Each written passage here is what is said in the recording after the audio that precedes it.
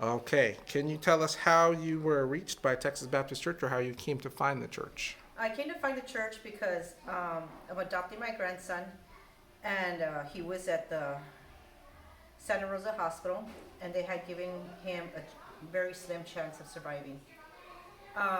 Prior, I had been giving Mara $10 for donuts because she had told me that she was coming to church and something about her bringing donuts.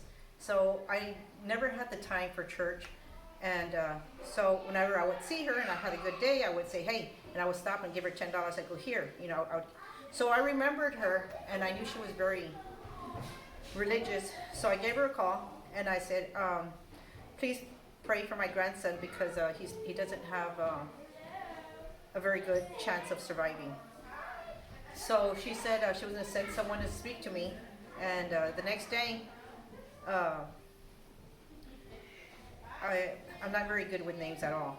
I know Cheryl was one of them. Cheryl was one of them, and two other women showed up, and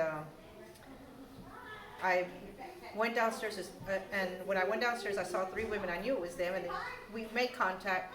They prayed. I mean, they introduced themselves. They prayed, and I went outside for about 10 minutes. I went upstairs, and Carino was sitting down crying his lungs out.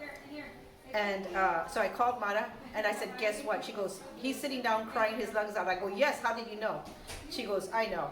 And then she goes, so do we have a date? And I go, what do you mean, do we have a date? And she said, am I going to see you this Sunday in church? And I'm like, yeah, of course you are.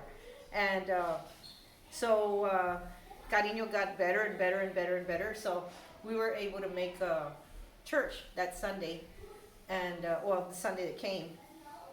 And we've been coming ever since. And Carino, I believe, was 6 months old at the time. Okay. And then what types of lasting impact has the church left on your life? Um, I don't really understand that question. Okay, let's move on to the next. What has stood out to you about Mrs. Bell or a preacher that has kind of stuck with you? I am a very raw person. I will tell you what's on my mind at a drop of a dime. I have no sympathy for anybody. I don't sugarcoat nothing. And preacher's the same way. I love the way he speaks, and I love the way he just throws it out there. And at the very beginning when I was here, he was calling people out at the drop of a dime, like, hey, keep your eyes over here, I'm here, you're a married man, don't be looking sideways, or he'll be with the teenagers, what are you passing notes for, do you want to get pregnant? And I'm like, oh wow, he's great. He calls people out on a dime. He doesn't hold back, and I love that about him. His wife is the same thing.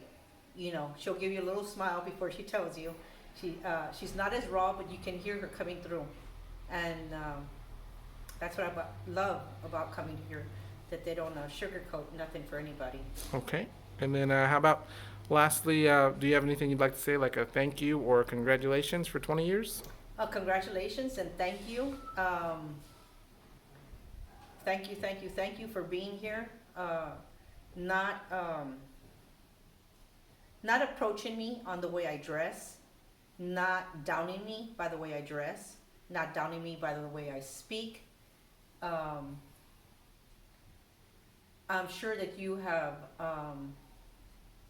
affected many lives, like you have with mine, and I'm hoping that you'll be around for the next 20 years and me being here beside y'all. All right.